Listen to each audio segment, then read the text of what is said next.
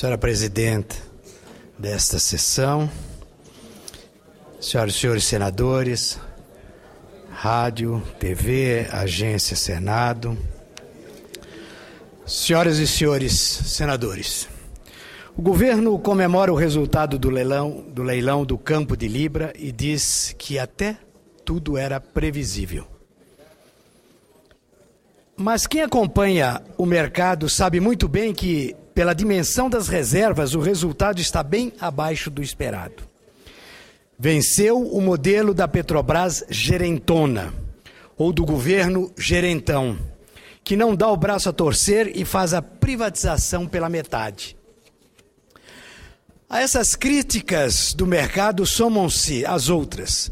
A nova estatal do setor pré-sal petróleo, que vai coordenar e fiscalizar a exploração, tem por demais o que assusta petroleiras privadas. A indústria nacional não tem condição de oferecer a bom preço e no prazo a cota de equipamentos e insumos que as petroleiras do pré-sal têm de, obrigatoriamente, comprar no Brasil. Por fim, a quantidade de petróleo que as empresas têm que entregar ao governo, mais de 40%, é muito grande. Este modelo de privatização cria uma confusão tremenda. Senhoras e senhores senadores, o governo veio a público comemorar também que a inflação vai fechar dentro da meta. Mas fechar dentro da meta significa uma perigosa inflação na ordem de 6,5%. Se ficar em torno de 6%, já será um impacto forte no orçamento doméstico. Quem faz as compras regularmente e tem de administrar uma família sabe que, na ponta dos lápis, os produtos não param de aumentar e juntamente com as despesas com saúde e educação. Basta fazer as contas e ver como o poder de compra das famílias brasileiras tem caído. Os juros devem chegar a 2 dígitos. 2 dígitos. E ainda assim não vão conseguir frear a inflação, que tem origens numa desconfiança em relação ao governo, às contas públicas e ao intervencionismo na iniciativa privada. Sob a justificativa de que o cenário internacional tem sido desfavorável, o governo comemora também um PIB em torno de 2,5%, se chegar lá, em 2013, e de 2,2% no ano que vem. Pífio.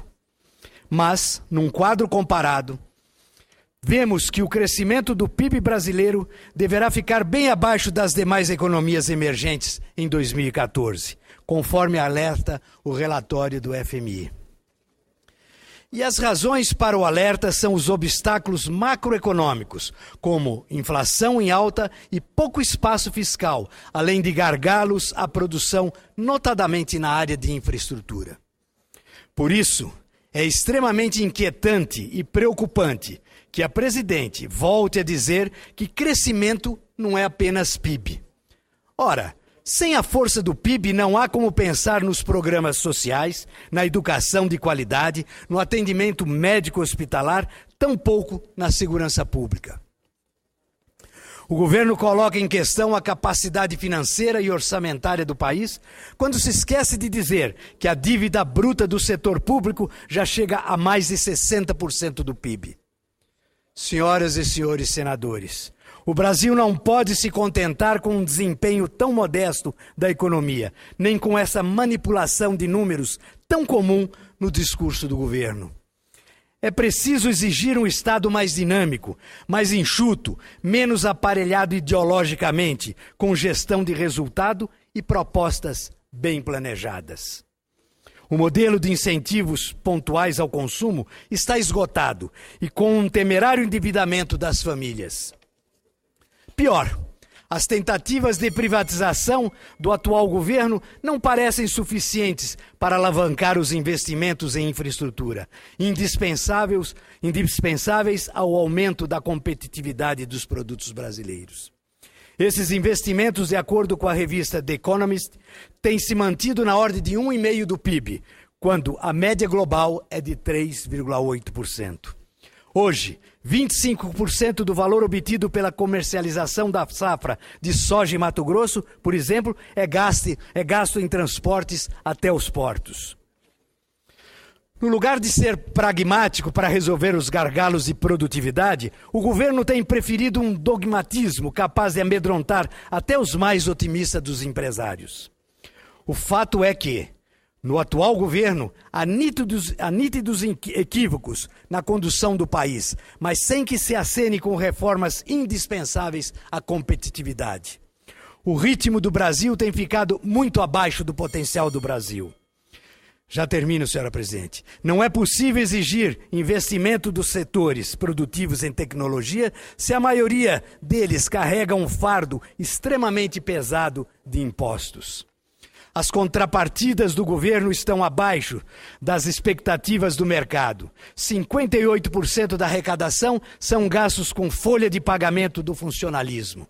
Se o governo fosse uma empresa privada, já teria quebrado diante de tamanha ineficiência. Senhoras e senhores senadores, o presidencialismo de coalizão, por sua vez, incha a máquina pública. Hoje são 39 ministérios e é uma porteira aberta para os desmandos e a corrupção que ocorreu no Ministério do Trabalho e em tantos outros órgãos. Conforme aponta o relatório do Tribunal de Contas da União, o governo não tem ideia de como as organizações não governamentais, as ONGs, e as organizações sociais, civil e interesse público, os CIPs, gastam o dinheiro e é repassado. Somente esse ano, 3,7 bilhões de reais já foram repassados a essas instituições. 1 em cada 4 convênios firmados nem sequer tem a prestação de contas, consegue aos órgãos responsáveis, mesmo após o vencimento do prazo contratual. Os convênios e repasses são comuns na esplanada dos ministérios, mas a documentação entregue pelas entidades para comprovar o uso do dinheiro público não é adequadamente fiscalizada. São repasses milionários. O Ministério da Educação é a pasta campeã, que transferiu mais de 1 bilhão de reais. A pasta da Saúde aparece com 772 milhões, seguido pelo Ministério da Ciência, Tecnologia e Inovação, com 671 milhões.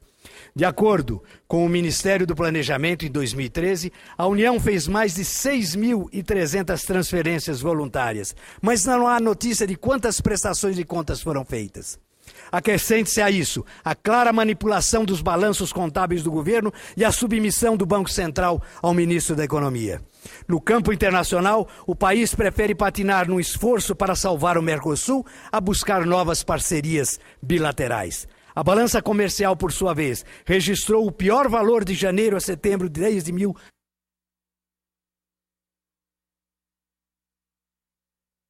Senhora Presidente, no lugar de fazermos reforma, o governo continua a política cega de incentivo ao consumo.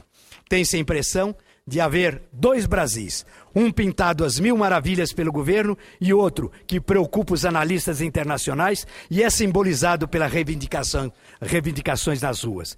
É hora de a sociedade brasileira avaliar melhor o discurso colocado nas mídias pelo governo e repensar rumos que dar ao país. Mais 4 anos nesse ritmo e o país terá novas décadas perdidas. Obrigado e obrigado pela paciência, senhora presidente. Muito obrigada.